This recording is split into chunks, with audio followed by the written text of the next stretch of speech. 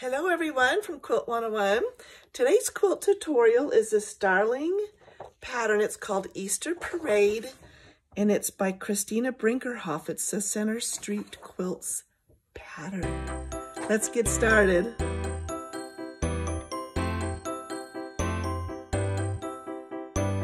So this quilt consists of two blocks. You've got your bunny and you've got your carrot. And I am going to show you how to do each of those. Here's your bunny, and this is what our carrot looks like. For the bunny, you are going to need the main square with two matching rectangles. And you're going to need 10 of these piece G's and one of this one, I believe it's H. For that. The first step is you want to snowball on the big square.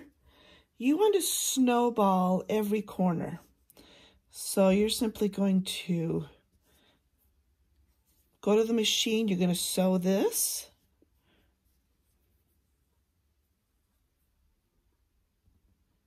Here. You're going to sew this. And you're going to sew this. And these are all just going to go diagonal right here, here, here, and here. And then on the rectangles, you're going to do these two corners here and here. So they're going to meet at the top, and that creates the little point right here. And then you're going to do the same thing on the other one. Now, what you have to pay attention to is on the ears. You see here, it's only snowballed on one side. That's what you're going to do. So make sure you've got one here and then one on the opposite side on the other piece, like this. So this is what you're going to do, and I'm going to show you on the machine some ways to make it a little bit easier to snowball. There are a few ways to snowball. One is you can actually draw a diagonal line on each square. There are a lot of little squares in this kit, so I will just say this will take you a long time, but it's doable. If you just want to sit and watch a movie or something and draw that diagonal line, that's one way to do it. So if you did it that way, you would simply, and you've got to be pretty exact on here. You don't want it to go over or under. You want it to be exact, lined up on the corners. And then you would just sew directly on that line. So let me do that.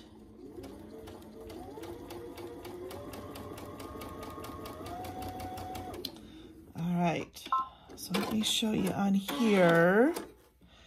So I have sewn directly on that line. So that's one way. The other way, which is how I do it, especially on these smaller squares, you are going to take a piece of tape. And this one, what is this called? It's washi tape. It's like a really thin tape. You can find it in the craft department at Walmart. But how you do this is cut off a piece, I don't know, maybe 4 or 5 inches.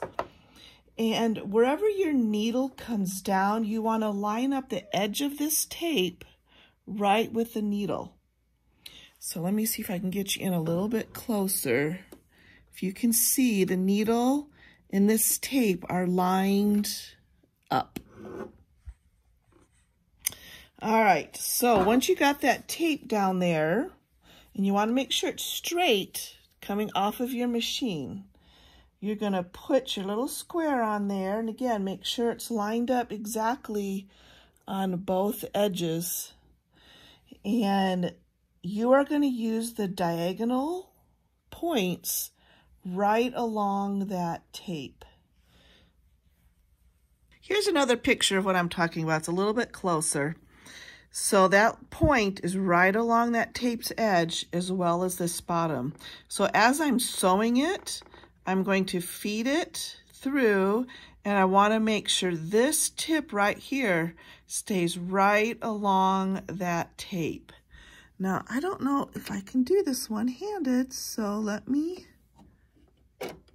try. Hold on here, hold on. Oop, just come over this a little bit. Okay, so kind of watch as I sew. See that tip right there? It's gonna stay right along that edge of that tape. And as you do that, I'll show you what happens. Now I'm doing it one-handed, so we'll see how well it turned out. Oh, hey, not too bad. Look at that. That was pretty. I'm off a little bit right there, but that's okay. I can live with that. If you're doing it with both hands, you might be a little bit more precise, but just keep that edge along the tape as you feed it through, and that'll give you a nice diagonal line. And the important part is to try to go as close to that tip as you can on both ends.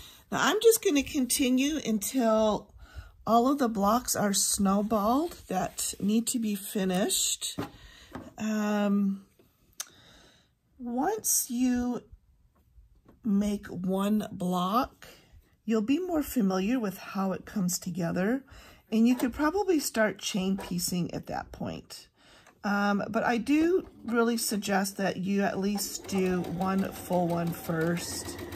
Sometimes you just kind of, you know, learn stuff as you go and understand it a little bit better. Now let me just show you here. Okay, so if you can see, these are going to be the ears. So this is going to be the top after we iron it. Now, you got to pay attention to this because I didn't, and I made a mistake. So I'm passing my mistake along to you guys. The bottom corners are going to be opposite. So we've got this one here and this one here. And then you'll just come and snowball it. Make sure that you've got these opposite corners or you'll be ripping out some stitches. All right, so let me just keep going along here.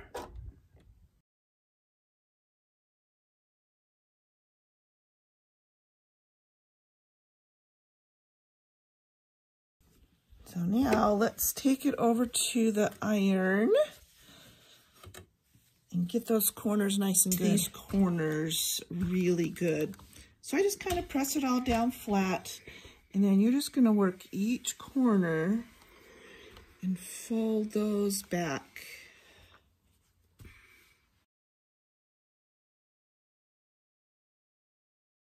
Now what I usually do is I like to flip mine over and just give it a little press on the back.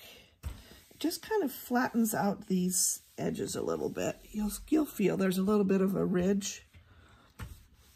So when I turn it over, it just kind of flattens that out. Now that you have everything ironed, it's time to trim the corners. So the pattern has you trim about 1/4 inch from the seam. So you would simply come in here and trim it 1/4 inch, just like that. Now something you want to make sure, just double check. Double check that your snowballs are pretty accurate.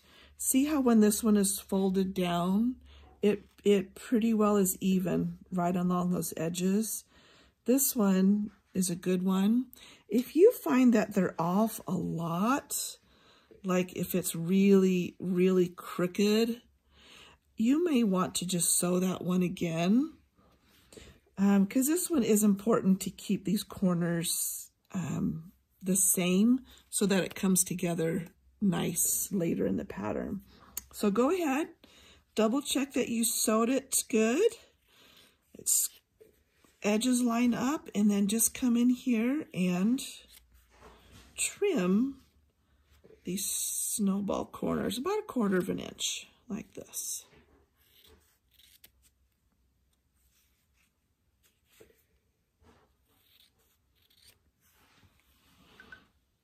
Next step is we're going to sew this middle strip right here. So here we've got our 2 ears, and make sure these corners stay on the right side. The right one needs to be in this bottom corner and the left one in this corner. And then we're simply going to take this little strip and line it up along this edge, sew it here, and then we're going to sew this strip to it. Just show you, as you are sewing these pieces together, these little snowballs need to line up. So as I'm sewing, I'm going to make sure they're lined up as I go. Right there. That little intersection right there. And then continue to line up the rest and sew it. And that will keep things looking really nice for you. And this is what I mean by where you want to make sure they line up, because you want it to be a fairly good angle where they come together right here. Now there is, a little bit of leniency. I think this particular fabric we used hides our mistakes. So if it's not exactly, please don't worry about it, because you won't even know. But that's what I was trying to point out to you. This is what you want to keep pretty squared right here. Now to press this block, you are going to press it down towards the body of the rabbit. And there you go. You've got your bunny block done. Now it is the carrot block. This is what it's going to look like. In the pattern, it'll tell you what pieces to gather up. So gather them all and bring it on over to your machine. There is kind of a lot of pieces to this carrot, but it goes pretty quick. So let me show you how to do it. First step is take the bigger square. You're going to line it up right along the edges, matching those edges, and sew a diagonal line this way. Now, after you sew this first one on and press it, you do want to trim that. Then you're going to come along here, line up the edges, and sew a diagonal line that way. And then after you press it, you're going to want to trim that again underneath. So now just take the 2 smaller squares. You're going to line those up on the corners again and sew the diagonal line this way and that way, and then press them back. Carrot is done, and now we're going to start the stem. So the little, the smaller white squares, the same size as this one here, you are going to put on each end of the green strip, line up those edges, and sew diagonal this way and diagonal this way, and press and trim. That piece will end up looking like this. Underside's trimmed. Okay, next step is we are going to put together the top of the carrot. And this one kind of has like those little jaggedy edges. Excuse me, it's a little bit, oh, excuse me, a little bit trickier. So you've got 2 green pieces. One is a little bit longer than the other. So the longer piece you are going to lay on your white square. Line up your edges. And you'll notice that this hangs over longer than the white. It's supposed to look like that, but you're only going to sew from the white corner down to this corner. So I have found it is easiest to sew if you keep it together like this, flip it over, and then sew from here down to where the green meets right there. And once you have it on the machine, you can kind of peek under and see where to line it up for that green. Just do a little diagonal line right there. I accidentally pressed these before I showed you. So this is what it'll look like after you sew them. Sorry, I pressed it so it's sticking up a little bit. But you're going to have one on that side and then one on the opposite side on the right-hand corner. So make sure you have 2 of these units that look just like this. And if you can see, just to show you what we did, it goes from the white tip corner all the way to this green. So that's what you're looking for. You can't do one-handed. This is what it will look like when you press it back. The green's going to overhang a little bit like this and create a little bit of an extension on the white piece. So that's what you're looking for. Next, you're going to add the smaller green piece to the edge of the white. Line up the edges. Sew a diagonal line, just like that. And the other side, you'll do the same thing. So a diagonal line right there. Make sure you do trim that underside before you sew it.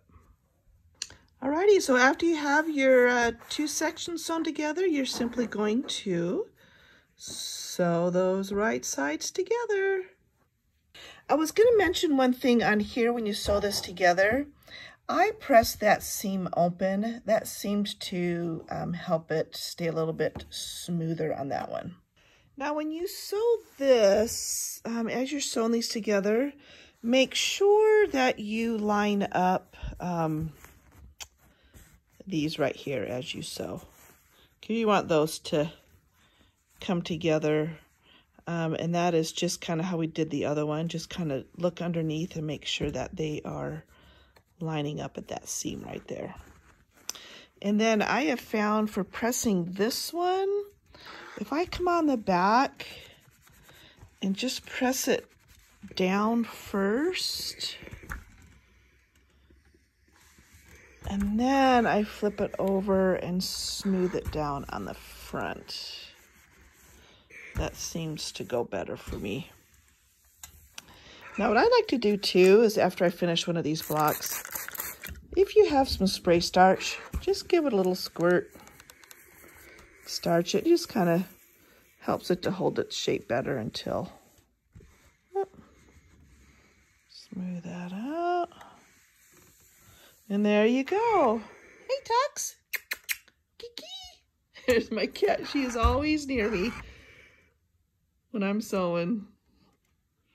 Alrighty, there we go. We've got the carrot and the bunny. There you've got it.